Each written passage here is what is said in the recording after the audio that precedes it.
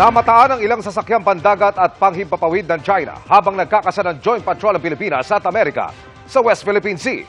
Sa tulong niya ng isang US Air Asset mula sa Clark Air Base sa Pampanga. Nakatutok live si June Veneracion. June! Emil, sa pangalawang araw ng Joint Sea and Air Patrol ng Pilipinas at Amerika sa West Philippine Sea, ay pinalipad itong surveillance aircraft na nakikita ninyo sa aking likuran. Ito yung tinatawag na P-8 Poseidon ng US Navy.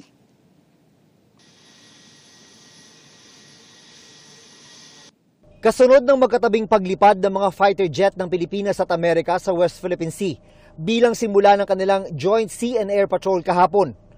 Kanina, lumipad naman ang P-8 Poseidon surveillance aircraft ng US Navy kasama ang ilang media para magsilbing eye in the sky.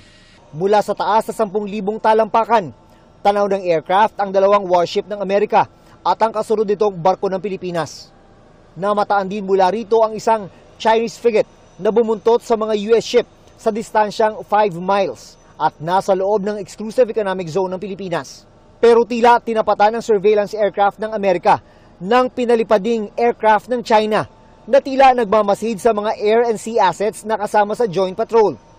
Liban dyan, wala namang radio challenge o iba pang agresibong aksyon na kadalasang ginagawa ng China. Nothing unusual.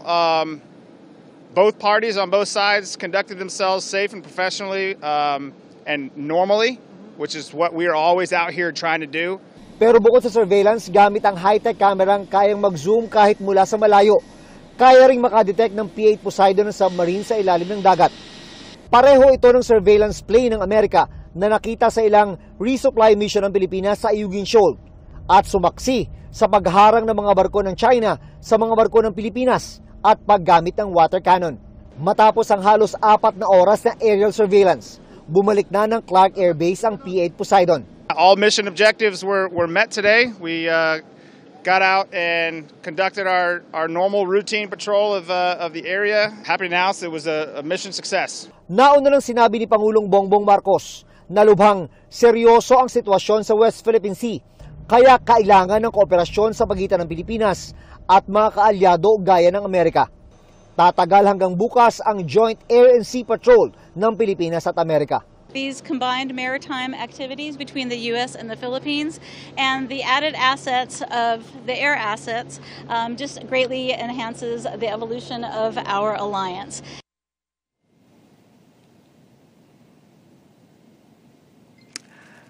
Nilinaw ng AFP na walang intensyon ng joint maritime activity na palalain ang tensyon sa West Philippine Sea, kundi igiit lang ang sovereign rights ng Pilipinas.